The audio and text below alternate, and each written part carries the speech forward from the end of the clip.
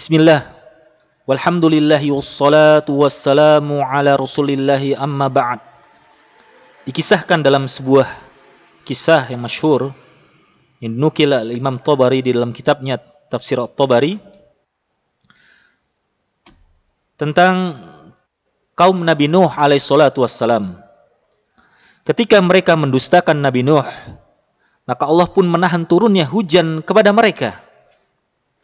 Dan dikisahkan juga bahwasannya wanita-wanita mereka, istri-istri mereka pun banyak yang mandul. Dan itu berlangsung dalam periode waktu yang lama. Tidak hanya itu, pertanian dan ladang-ladang pun gagal panen. Maka mereka pun mengeluh kepada Nabi Nuh alaihissalatu wassalam. Lalu berkatalah Nabi Nuh kepada kaumnya yang Allah abadikan di dalam firman-Nya surat Nuh ayat ke-10 dan 12.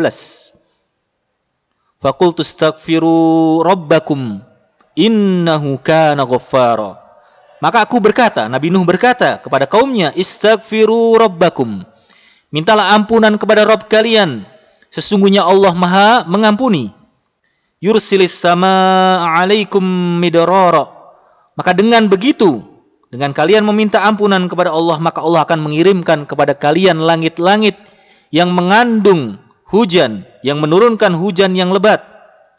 Wa yumdidkum bi amwali wa banin. Dan Allah akan menambahkan bagi kalian harta kalian, anak keturunan bagi kalian. Wa yaj'al lakum jannatin wa yaj'al lakum anhara. Dan Allah akan menjadikan bagi kalian kebun-kebun, dan Allah akan menjadikan bagi kalian sungai-sungai. Pendengar yang dimuliakan Allah Subhanahu wa ta'ala. Dahulu kala dikisahkan Anas bin Malik memiliki sebuah ladang. Kita katakan sebuah sawah atau ladang di kota Basrah. Pada waktu itu ladangnya Anas bin Malik ditimpa kekeringan sehingga gagal panen. Maka beliau pun bersegera untuk mengerjakan sholat rakaataini wastaghfara. Beliau mengerjakan sholat 2 rakaat, lalu beliau memperbanyak istighfar. Qalu malak. Maka berkata orang-orang pada waktu itu kepada Anas bin Malik, untuk apa engkau mengerjakan hal tersebut? Maka Anas bin Malik pun mengatakan, Ama sami'tum qaulallahi faqultu astaghfiru rabbakum innahu kana ghafara. Yursilis sama alaikum midrara. Sampai dengan akhir ayat. Maka Anas bin Malik pun mengatakan, apakah kalian belum pernah mendengar firman Allah Ta'ala surat Nuh ayat 10 sampai dengan 12 yang baru saja kita bacakan.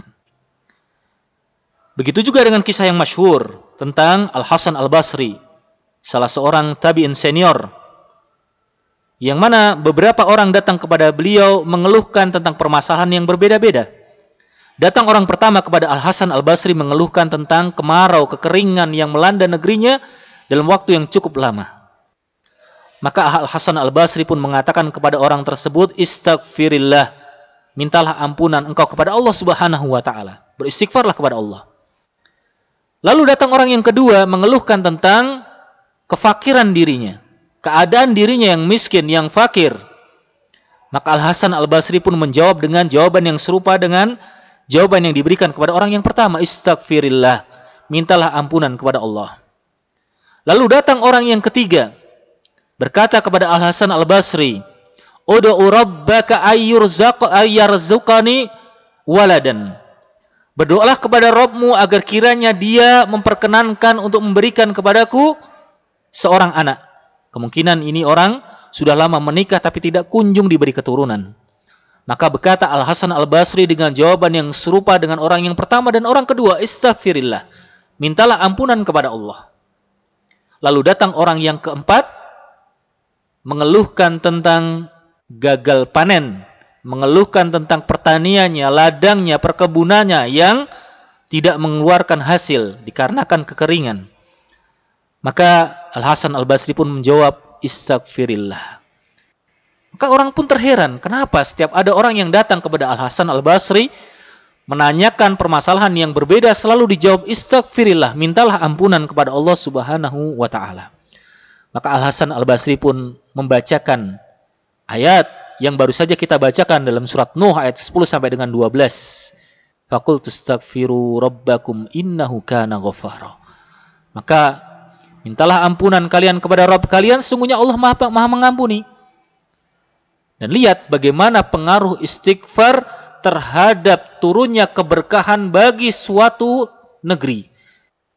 Turunnya keberkahan kepada individu maupun suatu negeri. Di antaranya Allah turunkan hujan. Allah perbanyak harta bagi orang yang memperbanyak istighfar. Dan Allah memudahkan baginya keturunan. Allah menjadikan baginya ladang-ladang, kebun-kebun, dan Allah jadikan baginya anhara, yaitu sungai-sungai. Pendengar yang semoga dimuliakan Allah Subhanahu wa taala. Inilah pengaruh istighfar. Kalimat yang ringan di lisan, akan tapi sulit untuk kita resapi di hati kita, dan sulit untuk kita istiqomah senantiasa membasahi lisan kita dengan meminta ampunan kepada Allah Subhanahu wa taala. Sebaliknya, orang yang menunda-nunda bertaubat kepada Allah, tidak pernah istighfar, tidak pernah minta ampunan kepada Allah Subhanahu wa taala ketika dia melakukan dosa, dia tunda-tunda, dia bergelimang dalam dosa, maka Allah Subhanahu wa taala menurunkan baginya adab, naudzubillahi min dzalik. Di dalam surat Al-A'raf ayat 96 Allah katakan, walau anna ahlal qura amanu wattaqau lafatahna 'alaihim barakatim minas sama'i wal ard. Seandainya penduduk suatu negeri mereka beriman dan bertakwa, sungguh pasti kami akan bukakan bagi mereka keberkahan dari langit dan dari dalam bumi. Walakin kadzabu, tapi mereka mendustakan. Apa maksud daripada mendustakan di sini? Mendustakan Allah, mendustakan ayat-ayat Allah. Mereka bergelimang dalam kemaksiatan. Fa akhadnahum bima kanu yaksibun. Maka kami pun mengadab mereka terhadap apa-apa yang telah mereka perbuat. Allah juga berfirman di dalam surat Ar-Rum ayat 41. Dhaharul fasadu fil barri wal bahri bima kasabat aydin nas. Telah nampak kerusakan di daratan dan di lautan terhadap apa-apa yang diperbuat oleh tangan-tangan manusia. Allah juga berfirman di dalam As-Surah ayat yang ke-30.